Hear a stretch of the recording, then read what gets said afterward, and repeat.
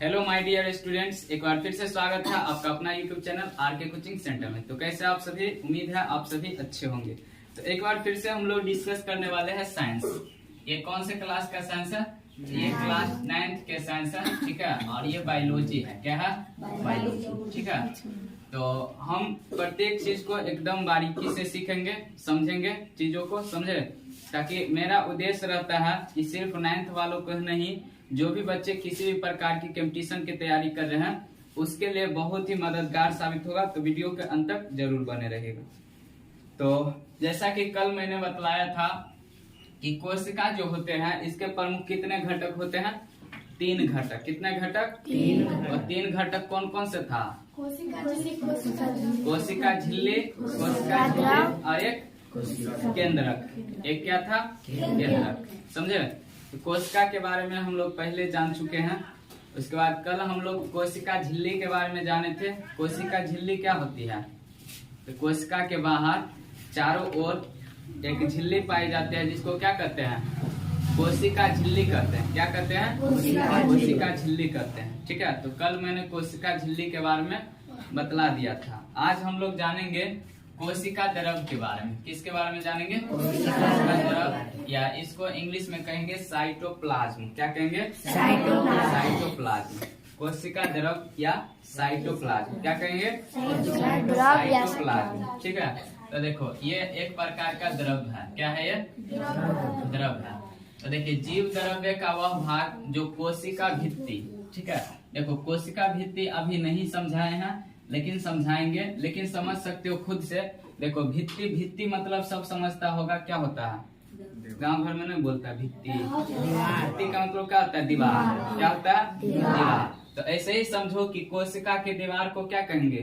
कोशिका भित्ति। क्या कहेंगे? कोशिका भित्ति। समझ गए ना? समझे? कोशिका का जो भित्ति होगा, दीवार होगा, उसको क्या कहेंगे? तो कोशिका भित्ति एवं केंद्रक। तो केंद्रक अभी आगे पढ़ने वाले हैं, समझे। तो केंद्रक कोशिका के कहाँ होता है? बीच में होता है या कात में होता है? तो एकदम बीच में होता है। कहाँ पे होता है? बीच में। कोशिका के एकदम बीच में कौन रहता है? केंद्रक रहता है, गोल गोल। समझे? तो देखो, कोशिका भित्ति यानी कि दीवार और केंद्रक के बीच में एगो जीव द्रव्य होता है, समझे। उस द्रव को क्या कहा जाता है? कोशिका द्रव। क्या कहा जाता है? कोशिका द्रव। कोशिका द्रव कहा जाता है। क्या कहा जाता है? कोशिका द्रव कहा जाता है। बात समझ में आया कि नहीं समझ में आया? ऐसे मान लो कि ये तुम्हारा कोशिका है। क्या है? कोशिका है, ठीक है। तो अंदर में कौन रहता है? केंद्र।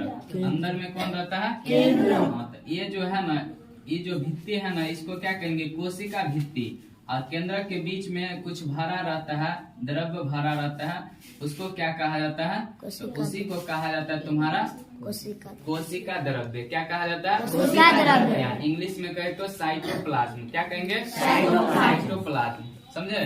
अब देखो, कोशिका द्रव जो होता है वो किस टाइप का होता है? तो देखो, ये बहुत ही गाढ़ा होता है। गाढ़ा समझते हैं? है ना? अब कोई पूछेगा कि पानी ज्यादा गाढ़ा होता है कि पानी ज्यादा गाढ़ा होता है कि मिट्टी तेल ज्यादा गाढ़ा होता है? तो ज्यादा गाढ़ा होता है उसमें पानी। कौन होता है? पानी। समझे? कौन? पानी, ठीक है। अब कोई तुमसे पूछेगा कि खिचड़ी ज्यादा गाढ़ा होता है कि हलवा ज्यादा गाढ़ा होता है? क्या जवाब देगा? हलवा। क्या जवाब देगा? हलवा, है ना? तो उसी तरह से ये बहुत गाढ़ा पाया जाता है। गाढ़ा समझता है ना? समझ गए गाढ़ा क्या होता है? पारभासी। तो देखो, पारभासी का मतलब क्या होता है? पारभासी जैसे प्रकाश है ना, प्रकाश, लाइट। तो कोई भी चीज पे प्रकाश पड़ता है तो या तो उससे आर पार निकल जाता है या उससे होकर नहीं गुजरता है। अब कोई कोई वस्तु ऐसी होती है जिससे होकर पूरा पूरा प्रकाश नहीं गुजरता है, थोड़ा सा गुजरता है, समझे? थोड़ा सा। तो उसको कहा जाता है पारभासी। क्या कहा जाता है? पारभासी। और चिपचिपा। चिपचिपा का मतलब क्या हुआ? इसको छूने पर चिपक जाए इस तरह से, समझे? तो उसको क्या कहा जाता है? चिपचिपा। समझे? जैसे फेविकॉल देखा होगा सब, हाँ, कैसा होता है? चिपचिपा। नहीं, अति सब में, गाछ वृक्ष सब में क्या रहता है? लस्सा। क्या बोला जाता है उसको? वो सब चिपचिपा होता है ना। तो उसी प्रकार से चिपचिपा होता है, समझे? चिपचिपा पदार्थ होता है, उसको कहा जाता है कोशिका द्रव या साइटोप्लाज्म, ठीक है। आप समझो केंद्रक क्या होता है। केंद्रक तो पहले भी एक बार बतला दिए, बीच में होता है। कहाँ होता है? कोशिका के बीच में होता है। तो कोशिका द्रव के बीच एक बड़ी गोल, तो देखो ये सब कोशिका द्रव है और इसके बीच में एक गोल गाढ़ी संरचना पाई जाती है, जिसे क्या कहा जाता है? केंद्रक या न्यूक्लियस। क्या कहा जाता है? समझे? इसके बीच में ना एगो गोल वाला गाढ़ी संरचना, फिर से गाढ़ी मतलब वही क्या? केंद्रक। गाढ़ी मतलब क्या होता है? गड्ढा, वो कहता है गड्ढा। गाढ़ी मतलब गिल्ला। अभी बतलाए पतला और गाढ़ा का मतलब क्या होता है? बतलाया। जैसे दाल बनाता है तो पतला होता है, खिचड़ी बनाता है तो क्या हो जाता है? गाढ़ा, है ना? है कि नहीं? तो उसको कहा जाता है गाढ़ा। समझे? तो गाढ़ी संरचना पाई जाती है, जिसको क्या कहते हैं? केंद्रक या न्यूक्लियस।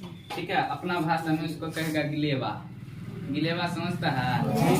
ऐसे घर सब बनता है तो देखेगा ना, मिस्त्री सब बोलेगा कि गिलेवा को और पतला करो ना, तो पतला बोलेगा तो उसमें पानी ज्यादा मिलाएगा, और बोलेगा और गाढ़ा करो तो उसमें पानी क्या करेगा? कम करेगा, है ना? तो गाढ़ा का मतलब क्या हुआ? गिलेवा। गाढ़ा मतलब इसके चारों ओर दोहरे परत की एक झिल्ली होती है, जिसको कहा जाता है केंद्रक कला या केंद्रक झिल्ली। केंद्रक के चारों ओर ना एगो झिल्ली पाई जाती है। क्या पाई जाती है? झिल्ली का मतलब क्या हुआ? झिल्ली का मतलब होता है पतला चमड़ा। समझे? झिल्ली का मतलब क्या होता है? एकदम पन्नी के तरह, कपड़ा के तरह पतला चमड़ा सब जो होता है। समझे? जैसे खस्सी सब कटाता है ना, तो देखेगा मीट सब जो बनता है तो पतला पतला चमड़ा सब रहता है अंदर में। समझे? तो उसको कहा जाता है झिल्ली। क्या कहा जाता है? तो केंद्रक झिल्ली करते हैं। केंद्रक के अंदर गाढ़ा, फिर से गाढ़ा, अर्ध तरल। अर्ध तरल का मतलब कल भी समझाए थे। तरल का मतलब होता है जो बह सकता है, जैसे पानी हो गया, मिट्टी तेल हो गया, समझे, पेट्रोल हो गया, ये सब बह सकता है। और अर्ध तरल का मतलब जैसे शहद बतलाए थे, ठीक है, तो वो पूरा अच्छा से नहीं बहेगा तो उसको कहेंगे अर्ध तरल। तो अर्ध तरल द्रव भरा रहता है, जिसे कहा जाता है केंद्रक द्रव या न्यूक्लियोप्लाज्म। क्या कहा जाता है? न्यूक्लियोप्लाज्म द्रव या न्यूक्लियोप्लाज्म। ये केंद्रक के अंदर भरा रहता है। ठीक है, तो आज के लिए इतना ही। फिर से अगले वीडियो में अगला चीज समझेंगे, तब तक के लिए बाय बाय।